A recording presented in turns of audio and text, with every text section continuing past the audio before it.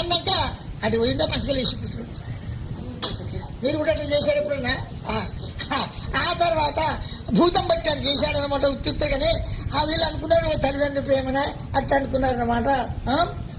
నారాయణ గారిని ఇది మేము తీసుకో, నువ్వే తీసుకోని ఈశ్వరయ్యను అప్పచెప్పింది అన్నమాట. మంచిగా మాట్లాడుతుంది, ఏం రోగం లేదు, మళ్ళీ అనుకున్న రోగమే. కాబట్టి అఖండ సేవలు అప్పటి నుంచి అఖండ సేవలు చేస్తున్నారన్నమాట.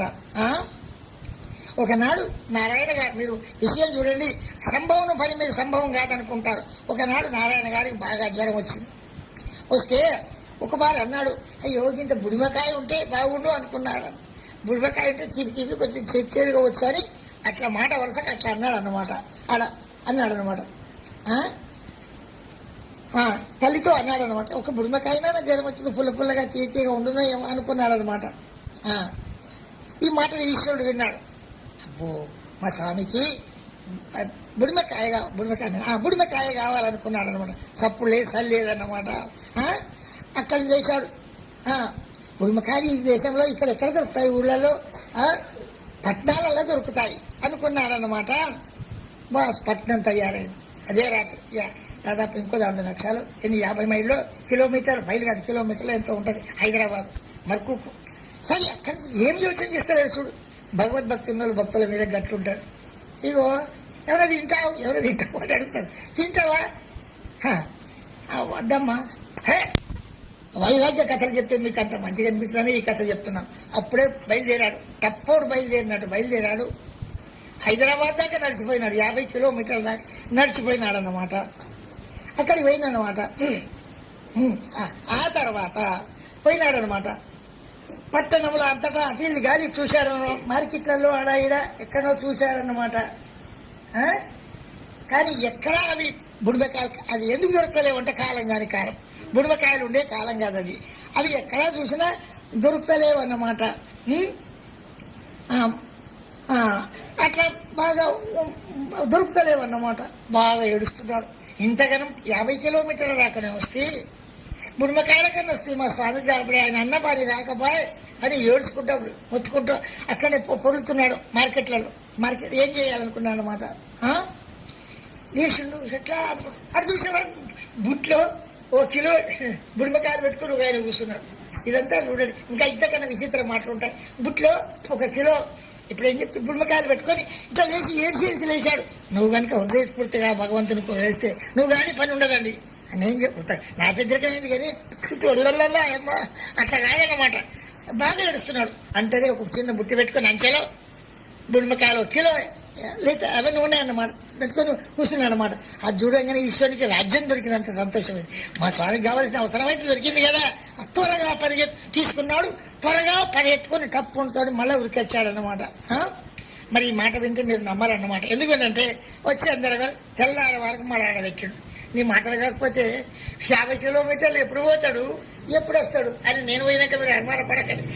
భక్తి యొక్క మహిమ గట్టుకుంటుందని చెప్తున్నాను. కానీ ఎట్లా 50 కిలోమీటర్ల దూరం పోతాడు ఎవడన్నా? గొల్లెపల్లి తిరిగి రావంటే 3 లక్షలు కావాలి. కాబట్టి అట్లా పోతాడని అనుమానపడకండి. భగవత్ కృప కలిగితే వాయువేగంగా మీకు చెప్పాలా ఉండు కానీ తప్పేం కాదు. కానీ ఆ కుచేరుడు కృష్ణుని దగ్గరికి పోతాడంటారు. మరి ఏం చెప్తాడు? ఈయన ముడి బియ్యమో ఇచ్చిందన్నమాట. ఇచ్చి పట్టుకొని పొమ్మన్నాడు. పాపం వృద్ధ బ్రాహ్మడు ఏమి అడదాకా నడుస్తాడా? కొద్దిగా దూరం పొంగనే అలసిపోయినాడన్నమాట. ఓ మనిషి చల్లగా ఉంటే కింద ఉన్నాడు. అట్లా పన్నాడు. కళ్ళు చేసే వరకు ద్వారకానగరం కృష్ణముందున్నాడు. అదే ఇది ఏ ఊరయ్యా? ద్వారక. ఇప్పుడే బయలుదేరి ద్వారకా అయితే చెప్తున్నాయా? భగవంతుని కృప ఉంటే పంగుములు అంగేతేగిరి గుట్టలు ఎక్కిస్తాడు. చెవిటి వాడిని వెనుకన చేస్తాడు. కళ్ళు లేని వాడిని కళ్ళు ఇస్తాడు. కాబట్టి మీరు నమ్మండి. భగవంతుని యొక్క కృపా కటాక్షం ఆయనకు అక్కడ దొరికినాయి. వచ్చాడన్న మళ్ళీ తెల్లవారికి వచ్చాడు. అక్కడ కుప్ప వచ్చాడు. ఆ తర్వాత చూశాడనమాట. ఎవరికైతే దృఢంగా ప్రేమ ఉంటుందో వాళ్ళు ఏ పనైనా వాళ్ళ సంకల్ప మనసులో చేసి పెడతారు. అట్లాగే భక్తులంటే కట్టుకోవచ్చు. ఇచ్చిన దృఢ ప్రేమ ప్రయాణం విషయం అంతా తెలుసుకొని స్వామి అన్నాడు, ఎప్పుడు పోతివి నాయన, ఎప్పుడు తెచ్చివి, ఇదంతా అద్భుతంగా ఉందన్నమాట అని స్వామివారు జీవించున్నంత కాలం ఆ బుడిమకాలం యాద్ చేస్తున్నాడు. ఎంత చేశావురా, నేను రాత్రి పడుకునేటప్పుడు జ్వరం వచ్చి బురదకాయ కావాలంటే తెల్లారి వరకు 50 కిలోమీటర్లను తెస్తివా అని అపురూపమైన పని చేసి, అందుకొరకే నువ్వు భక్తులు కాగలిస్తే, భక్తునికి ప్రేమ చూడగలిస్తే ఆయనకు ప్రేమ ఉన్న వస్తువు ఆయన చెప్పినట్టు భక్తిగా చేసుకుంటే వస్తువునే కాదు భావం అట్టుంచుకోవాలన్నమాట. అయితే ఈయన కొంతకాలం స్వామి దగ్గర ఉంటుంది కదా, తీర్థయాత్రలు తిరగాలని బుద్ధి ఈశ్వరే. ఇక్కడిగా బాగా పనికి అలవాటు, సేవకు అలవాటు అయినాక వాళ్ళు లేకపోతే చేయరిగినట్టుంటది అన్నమాట. అడిగితే వరుసలో లేదు అనుకొని ఆ నరసమ్మ గారిని ఆమె కథ కూడా చెప్తాను. నరసమ్మ గారిని భావానంద స్వామి నారాయణ గారి చెల్లి చాటు ఇట్లా ఉంటుండేవాడు, నీ పనులు చేస్తూ ఇక్కడ దగ్గర కొద్దిగా పడుకుంటూ ఉండేవాడు అనమాట. ఇప్పుడు నేను చెప్తే పోనీయారు అనుకొని రాత్రి పూట లేచాడు. లేచి నరసమ్మ గారు అంటే భావానంద చెల్లి ఏమన్నా బట్టలు తోడిస్తాడు. అక్కడ ఉన్నదే మొదటి దేశంలో ఉంటాయి.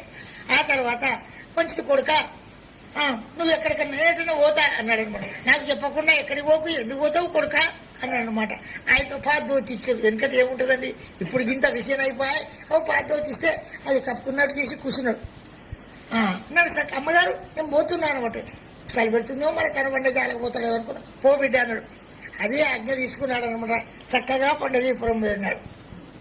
భగవంతుని యొక్క దర్శనం చేసుకోవాలి కదా. ఈ జన్మకు కొంచెం సత్సంగం విన్నవాడు బాగుపడాలంటే ఇటువంటి లక్షణమేనన్నమాట. బాగుపడడం వల్ల సోపతి కూడా కండి. ఆ తర్వాత బయలుదేరన్నమాట. బయలుదేరిపోయినాడనమాట.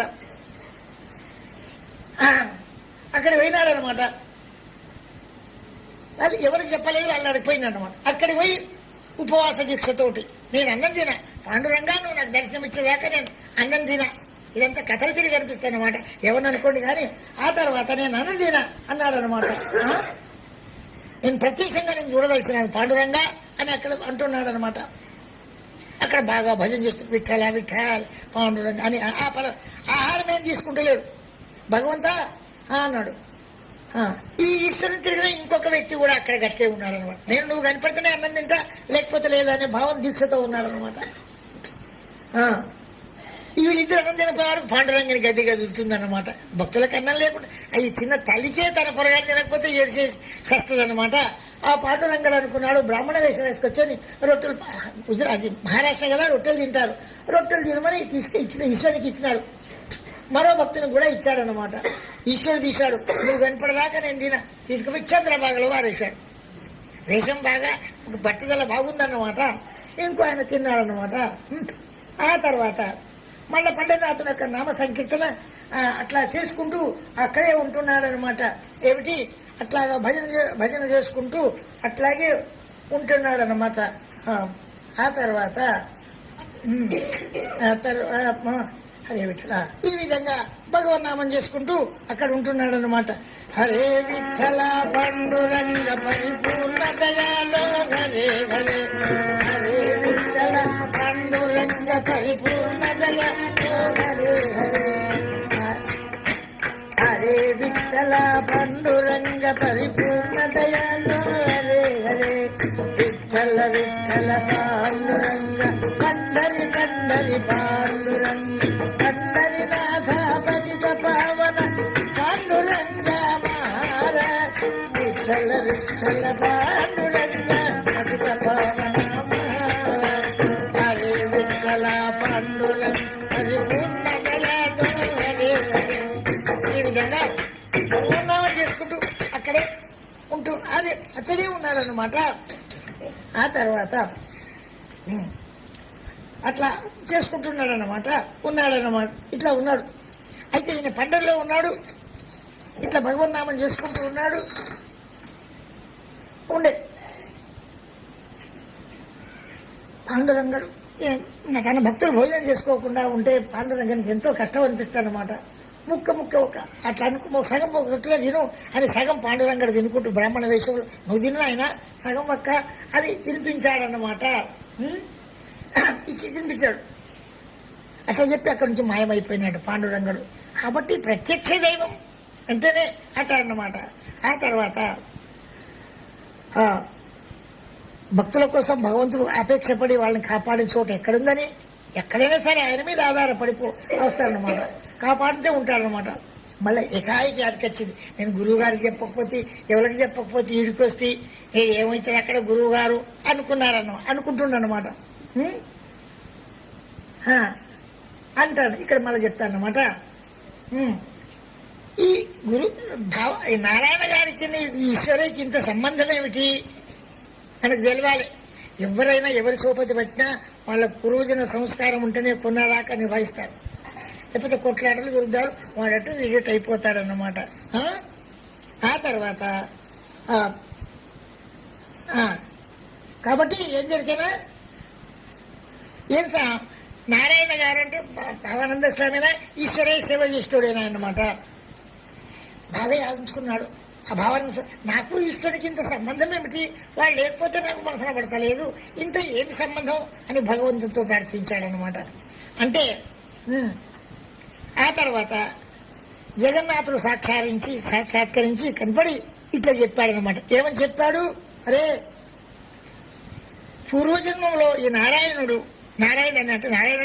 కాదు భావానంద స్వామి ఇప్పటికీ 800 సంవత్సరాల క్రితం జంగమ మఠాధిపతి ఉండే. అందుకొరకే చేసిన కర్మలు ఓవని మొత్తుకుంటా. ఈయన భావానంద స్వామి జంగమ మఠాధిపతి ఉండేదన్నమాట. ఆ తర్వాత ఉండేదన్నమాట. క్షేత్రం ఇక్కడనే ఉండే. ఇప్పుడు ఇక్కడంటే కాదు చెప్తాను. ఇప్పుడు ఆయన ఆశ్రమం కట్టుకుంటాడు, అక్కడ అదే స్థానం ఉండేదన్నమాట. ఉంటుండేవాడు.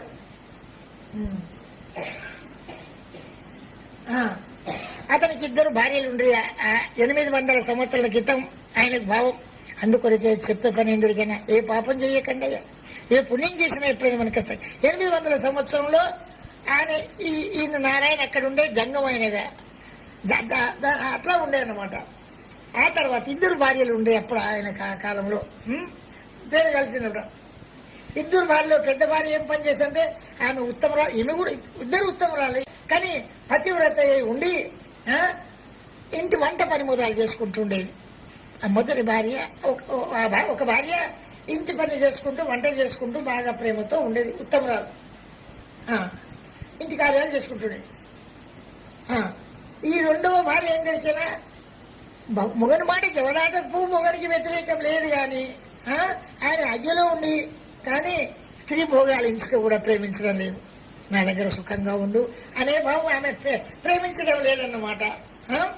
ప్రతి భర్త ఆజ్ఞలు పాలిస్తారు, కానీ సుఖభోగములు విలాస భోగములు ఎక్కువ కోరకుండేదన్నమాట. ఆమె ఏమైనా మొగరాయించుడిగా వ్యవసాయం వ్యవహారం లాభమైన పనులు మగవాడు చేసినట్టు మగవాని పనులు చేసుకుంటూ ఉండేది ఆ జన్మలో ఆమె. భర్త మంచి ప్రేమ ఉంది, అంతా మంచిగా ఉంది, కానీ భోగాలే కావాలని లేదు. అవతల పని చేసుకొచ్చి మగవారిని తెలియజేస్తుంది అన్నమాట.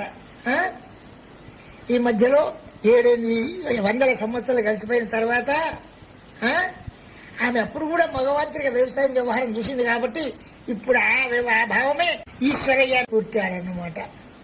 సావుకారింట్లో ఈశ్వరయ్యాన్ని పుట్టాడనమాట. వీరికి సేవ చెయ్యాలనేదాన్ని. అప్పుడేమో భోగాలు అనుభవించాలని లేకుండా ఒక భార్యకేమో భోగాలు అనుభవించాలంది, ఈమెకేమో సేవ చెయ్యాలి, ఇతర వ్యవహార పనులు చెయ్యాలని. అతనే ఈశ్వరయ్య ఇక్కడ పుట్టాడన్నమాట. మనిషి ఏ వాసన పెట్టుకుంటాడు, అన్యాయం పని చేస్తాడో వాడు అన్యాయ లోకంలో నేనేం చెప్తాయి అంటుండదు. ఆ తర్వాత భక్తుల సావాసం ఉండి మంచి సత్కర్మలు చేస్తా. ఈనాడు కాకపోతే ఎన్ని జన్మంబులకు అదే వెంకటేశ్వర్ల భార్య చెప్తాది. ఎన్ని జన్మంబులకునైనా ఇంకా మీకు ప్రాణ సతిన ఉటకేను తపంబునంటూ అదే పుట్టలకెళ్ళేస్తున్న సినిమా చూడు. పోనీ ఆ విధంగా ఈశ్వరుడు అట్లాగే నారాయణ గారికి ఈశ్వరుడు రత్నమై ఆ వాసన ఉన్నదన్నమాట. ఎవరికి ఏదైనా పూర్వజన సంస్కారం ఉంటుందో బాగా వాసన పడుతుంది అన్నమాట. వాళ్ళు దూరం కారన్నమాట. ఇక పెళ్ళ మొగలు చేసుకుని వాళ్ళకి ఏం వాసన కావాలి అట్లా ఉండదన్నమాట. అవి ఇప్పటికీ ప్రభుత్వ రాళ్లలో కాగితాలలో సర్కారీ కాగితాలలో ప్రాణి అటువంటి దానిలో ఏం దొరికారా ఆశ్రమంలో గల తూర్పు రాళ్లను ఇప్పుడు మళ్ళీ పోతాడనమాట. రేపు పోతాడో ఏమో ఎల్లుండి పోతాడో ఆశ్రమానికి పోతాడు, కానీ కట్టుకునే రాళ్లకు తూర్పు జంగమవారి రాళ్ళు అని ఉన్నదన్నమాట. ఇప్పటికి కూడా కాగితాలలో జంగంవారి రాళ్ళని చంద్రభాగని ప్రసిద్ధి పొందిన చోటు జంగంవారి పడి అని ఆ భూమి పేరు అన్నమాట. అతని దర్శనముగా వాడకగలదు, అట్లా వాసన వాడకంగా గలదు. కాబట్టి నారాయణ గారికి అచంచల ప్రాణంతో ప్రేమిస్తారు. అటువంటి పూర్వజన సంస్కారములో ఉన్న వాళ్ళే విడవకుండా ఉంటారన్నమాట. ఇది ఇక్కడ ఈశ్వరుడు సేవ చేసేవాడు. ఇక చెల్లి ఎటువంటిదో చూస్తామను అని మీకు తెలిస్తే మీరు సంతోషపడతారు. నరసమ్మ గారు చెల్లి అక్కడ వీళ్ళు చూసొచ్చారు కాబట్టి వీళ్ళ అత్తమామలు వారి భక్తులే. శంకర్ ఇంకెందరో ఉన్నారు ఇక్కడ. ఇటువంటి మనుషులు తెలుసుకుందాం, అందుకొరకే మీరు ఇక్కడ ఉన్నారు. చెబుతుంది అమ్మకు చిన్నతనమునే భర్త మరణించాడు, అక్కకు చిన్నప్పుడే భర్త చనిపోయినాడన్నమాట. అయినా సంసార వాసన లేదన్నమాట. అయింది గతించి నేనేం చేస్తాను అనుకోలేక దివ్య పురుషుడు అన్నగారు తమ్ముని వద్దనే పవిత్ర పరమార్థ జీవనం గడపను. పవిత్రమైన జీవనం భావానంద స్వామి దగ్గరనే గడుపుకుందామనే భావంతో అట్లాగా వృధ జరిగింది అనుకుందన్నమాట. ఎందరో పెద్దలు వచ్చి పెంపుడు పిల్లగాన్ని తీసుకో అని అందరూ చెప్తున్నారన్నమాట. తీసుకో అని చెప్తున్నారన్నమాట. అంటే మంచి అని చెప్పినారన్నమాట. ఆ తర్వాత చెప్పినారన్నమాట. ఆ తర్వాత బాగా బోధించినారన్నమాట. ఎందుకంటే పుత్రులు సంసారం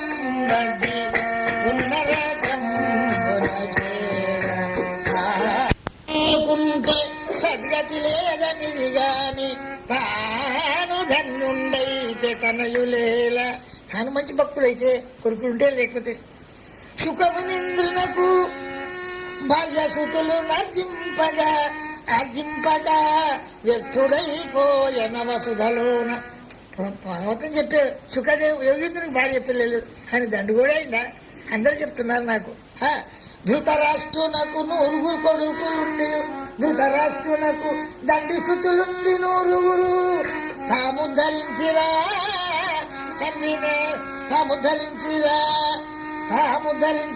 తండ్రినేరా. ధృతరాష్ట్రునికి 9 కొడుకులున్నారు, ఒక్కడు పిండం పెట్టే దిక్కని ఉన్నాడా? ఎందుకు ఇట్లా కొడుకులు లేకపోతే శాస్త్రం ఉంది, అదే మంచిదే కానీ. కాబట్టి నాకెందుకు ధృతరాష్ట్రునికి 9 కొడుకులు ఉండే అగ్గి పెట్టేందుకు దిక్కున్నాడు ఎవడున్నాడు? కాబట్టి భక్తులైనటువంటి పరమ భాగవతోత్తములకి లేకున్న ముక్తి కలదు. భక్తి కనుక చేసుకుంటే భక్తి చేసే వాళ్లకు ఏమి లేకున్న మా అధ్యక్ష వారికి కూడా గట్టే ఉన్నది అన్నమాట. నీ పదధ్యాన చింపరులైన నిర్మలులకు, నీ భక్తి పట్టుకున్నానికి నీ పదధ్యాన పరులైన నిర్మలులకు కొడుకులను భార్య లేకున్న కొడువయగునే. పెళ్ళం లేకపోతే కొడుకు లేకపోతే చక్రధర ధర్మ, నేను అవద్దా చెప్తాను. చక్రధర ధర్మపురి ధామ సార్వభౌమ నరహరి భట్ట జన కల్ప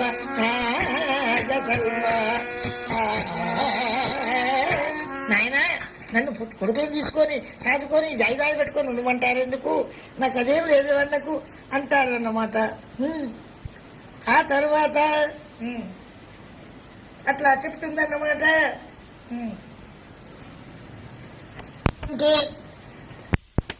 ఆ తర్వాత అట్టి సందర్భమున లౌకికముగా భోజించి వాళ్ళు ఎంతో మంది వచ్చారన్నమాట పిల్లగాన్ని తీసుకోమని. అట్లా అందజనకుండా ఉండేనమాట. అన్నగారైన సర్వస్వం తమ్ముడేమో నాకు భాయి అంటే రాసేసినారు. అప్పటి నుంచి అట్లేదు. అన్నగారి దగ్గర పైకి భవించిన ఉన్న నాకెందుకు ఇవన్నీ అనే భావంతో ఉన్నదన్నమాట. శ్రీనారాయణ గారు ఇంట ఉన్నదన్నమాట. ఆయనకి సకల సేవలు చేస్తూ పాల్గొని అట్లా నడుస్తుందన్నమాట. ఒకసారి నారాయణ గారికి భగవత్ సేవ కైంకర్యాల కొరకు ఖర్చు పెట్టుకుందామంటే కూడా చేతిలో డబ్బు లేదన్నమాట. ఎంతో శ్రమ పడినప్పటికీ ఎక్కడ ప్రయత్నం జరగడం లేదన్నమాట. కానీ లభించలేదన్నమాట. చెల్లెలు ఈమె దగ్గర నరసింహ గారి దగ్గర బంగారం ఉన్నది వాస్తవమే. ఆ స్వామికి ఆయనకు కూడా తెలుసు అన్నమాట. బంగారం ఉన్నమాట ఆయనకు తెలుసు అన్నమాట. ఎక్కడ ఏం పైసా పుడతలేదు. భగవత్ కార్యాలు చేద్దామంటే మొట్టమొదటి రోజు ఎట్లయినా అక్కడ బాగా ఆయన దగ్గర లేదన్నమాట. ఎందుకు ఆయన ఇది అడుగుతలేదంటే మంచిది కాదు, ఆడబిడ్డల సొమ్ము అనుకున్నాడన్నమాట. ఆ తర్వాత ఆయన ఏమంటాడంటే అట్టి వాళ్లకు నీకు హాని చేసుట కంటే చెంపుతో వసనాభిజినుట మేలు. బిచ్చమెత్తుకుంటూ సతాయించిన దానికన్నా విషం తాగేది ఆడు బిడ్డల సొమ్ము అపహరించుట కన్నా బండగట్టుకను తబడుట మేలు. ఆడబిడ్డల సొమ్ము తిన్నదానికన్నా బండ కట్టుకుని బాయిలో పడింది తినకూడదు. భావానంద స్వామికి దాని దగ్గర ఉన్నది కానీ నాకేంటి. ఆ తర్వాత బతుకదాలక బల్మి పరకాంతలను బట్టి పరక పరుల కాంతను బట్టి బల్మి గూడుట కంటే పడబగ్నికి బడుట మేలు. ఆ తర్వాత అగ్గిలో పడింది పరిస్థితితో సంపన్నం చేసేవాడు. బ్రతుకదాలక దొంగ పనులు చేయుట కంటే కొంగుతో ముష్టెత్తుకొనుట మేలు. భిక్ష పెట్టుకున్నాము దొంగతనం చేసిన దానికన్నా. జలజదళ నేత్రని భక్త జనులతోటి జగడమాడటు పని కంటే చావు. భక్తులతో ఎవడో కొట్లాట పెట్టుకుంటాడు. జలజదళ నేత్ర నీ భక్త జనులతోటి జగడమాడడు పని కంటే చావు మేలు. బయలుపడి చచ్చిందే. భక్తులు ఏమంటారండి? మంచి మాట చెప్తారు. ఆ పాపం పాడుగాను గట్లా తప్పు విరుద్ధం అనుకుంటారు. సరే ఇదంతా ఎందుకు కానీ ఈ విధంగా నరసమ్మా నీ ధనం నాకు పట్టది. ఎందుకంటే నువ్వు ఆడబిడ్డల సొమ్ము ఆడబిడ్డల సొమ్ము తింటే బండ కట్టుకొని బయలుపడాలి కానీ పని చేయకూడదు అన్నాడు. కాబట్టి నరసమ్మ గారు అన్నాడు అన్నమాట. ఎట్లా చేయాలి, ఏం చెయ్యాలి, ఎంత కష్టపడుతున్నాడు, నా సొమ్ము వారికి ఒకరికాయంత చెందలేకపోయి ఎట్లా చేతూ అనుకున్నదన్నమాట. కూర్చో. ఒకనాడు సాహసం చేసిందన్నమాట. ఇట్లా నడవది తెలిసి తీసుకుంటలేడు. నారాయణ గారు నా సొమ్ము అంత పాపముదా అంటుంది ఉల్టా. నా సొమ్ము అంత పాపముదా, ఇప్పుడు అడిగితే ఒడి ₹1. ఈ కాలంలో ఈ కథ చెప్తాను. ఆమె ఏమంటుంది? నా సొమ్ము అంత పాపముదా, పరమార్థానికి పనికిరాదా, ఇంత పాపమా, నా సొమ్ము నా దానికే లేకపోతే నాకేనడు బాగుపడుతుందని అనే భావంతో ఎట్లో ముందున పోయి అని చెప్పు, నా సొమ్ము పాపమా, నేను పాపంలో పడిపోవాలనా అని అన్నదన్నమాట. అప్పుడు అన్నాడు, నాకు ధనానికి నా పైసకు పరమార్థం లేదా, కోట్ల ధనం ఉంటేంది, తుదకు దొంగలకిత్తురో దొరలకు ఉన్నతేనే జుంటే అది పాడైపోతుంది. లేకపోతే దుర్మార్గులుగా కొడుకుంటే తాగుబోతులు, జూదరులు, వ్యభిచారులు, పాపం అని పాడైపోతాం.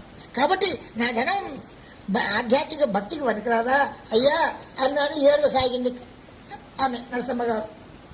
అప్పుడు అన్నాడు, ఇక బాధపడకు, సరే తీసుకొని సత్కర్మలు చేస్తాను అన్నాడు అన్నమాట. ఇయ్యమ్మా అనగానే అప్పుడు బహు సంతోషంతో ఇచ్చిందన్నమాట. మన ఎవరిని అడగబోతే పంతులు అంటాడు. సరే ఈ విధంగా ఇక మళ్ళా మంచి గుణం ఏంటంటే, ఈ నరసమ్మ గారికి నారాయణ గారు ఒకనాడు కోపం మాట తెలిపారు. ఆ తర్వాత అప్పటి నుండి కోపం మాట నరసమ్మ గారికి ఆమె పుట్టినప్పటి నుంచి భర్త లేక ఇక్కడనే ఉంది కదా, ఒక్కనాడు కోపానికి రాలేదు. నాసోటి పాపాత్రులు ముక్కు మీదనే కోపం, థర్డ్ స్పీచ్ అంటాను. 8 కాలం పడిపోతున్నాను కానీ కోపం చెప్తాను పద్యం కూడా. కాబట్టి అట్లా ఆమె కోపం అన్న మాట లేదన్నమాట. నారాయణ గారు ఒకనాడు ఆశ్రమానికి ద్రోహం చేసేటోడు. ఎట్లా చేయమంటే చెప్పు, ఆశ్రమం నడిపేటోనికి ఎరకాయవాడు ఎట్లా చేస్తాడు. ద్రోహం చేస్తే ఎట్లుకుండా ఆశ్రమం పాడైపోతుంది. ద్రోహం చేసిన అని కోపపడవలసి వచ్చింది. అరే నువ్వు ఇట్లా ఎందుకు చేశావు అని కోపానికి వచ్చాడనమాట. ఆనాటి రాత్రి భగవంతుడు వచ్చాడు ఆయన స్వామివారి కళలో. నారాయణ ఇంత కోపం మనకి రాదురా నీకు, అంత కోపానికి వస్తే ద్రోహం చేసినాక ఏం చేయమంటావా అంటే, నారాయణ నీకు అంత కోపం వద్దురా, ఎందుకంటే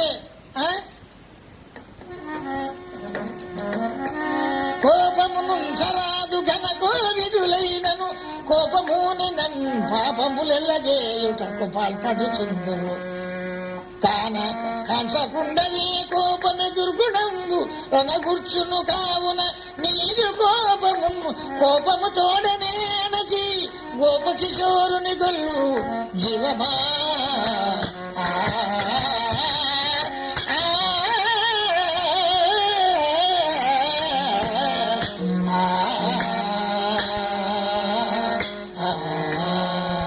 ఏం తెలియదా, కోపం నిన్నే ముంచుతాదన్నమాట. మా అధ్యక్షుల వారికి లేదండి చెప్తున్నాం కాబట్టి అదృష్టవంతులు అన్నమాట. నీ చెల్లెలు చెప్పాడు, మీ నరసమ్మకి ఏమన్నా కోపం ఉన్నారయ్యా అని చెప్తున్నా కళ్ళలో వచ్చి. ఎంత శాంతంగా ఉంటుంది, నువ్వు ఎక్కడో తొందరపడితే వాడివి అంటే అన్నమాట. ఆ తర్వాత తెలిపి అదృష్టం భగవంతుడు మాయమైపోయినాడు అనమాట. ఆనాటి నుంచి ఇలా భావాసాహు గారు సిగ్గుపడ్డాడన్నమాట, లజ్జపడ్డాడన్నమాట. మంచి మాట ఇది చెప్పాడు భగవంతుడు అనుకున్నాడు. ఆయన అందరూ కూడా అంటారు, ఇంత మేము ఆశ్రమంలో ఉన్నాం ఎన్నేళ్ళ సందిగా నరసమ్మ గారి కోపం రావడం మేము ఎన్నడూ చూడలేదు, ఎన్నడూ ఎంత ఎత్తైనా కోపం లేదు ఆమెకు అందరు చెప్తుండే అనమాట. అన్నగా ఆయనతోటి కూడా సర్వస్వం భగవదర్పణం గావిచ్చింది. ఆ తర్వాత ఇక మరి ఏమైనా పెట్టుకోవాలి కదా లోకం కొరకు. తన ఆస్తినంత జాయిదాదునంతా ఒక బ్రాహ్మణ కుటుంబం కల్పించింది అనమాట. నాయన నా జాయిదాదు, నా భూములు, జాగలు, ధనము అంత తీసుకోండి అని అర్పించి జ్ఞానస్వరూపురాలై జీవన్ముక్త పదమునకు అందినటువంటి యోగిని మహాయోగి అటువంటి అయిపోయిందనమాట. ఎట్లా కృష్ణ భగవానికి సుభద్ర ఉండేనో అట్లాగే నారాయణ గారికి నరసింహ గారు అట్లా ఉందన్నమాట. భక్తి ఉబికిపోతుందన్నమాట లోకానికి ఎందరు. కాబట్టి ఇప్పుడు నారాయణ గారు ఏం చేస్తున్నారు, అఖండముగా దినదినాభివృద్ధిగా ప్రాపంచిక విషయాలు మాని సంతతము భగవద్ ప్రార్థనలు చేస్తున్నాడు. ఎప్పటికీ భగవంతుని యొక్క ప్రార్థనలోనే అట్లాగా చేస్తూ ఉన్నాడన్నమాట. ఆ తర్వాత అట్లా బాగా భగవద్భక్తిలోనే తన్మయత్వం పొంది ఉంటున్నాడు. బాగా బాధపడుతున్నా ఎట్లా చేయాలి, దేవుడు నన్ను ఎట్లా కాపాడతాడు అనే భావంతో అట్లాగా ఉంటాడన్నమాట. ఆ తర్వాత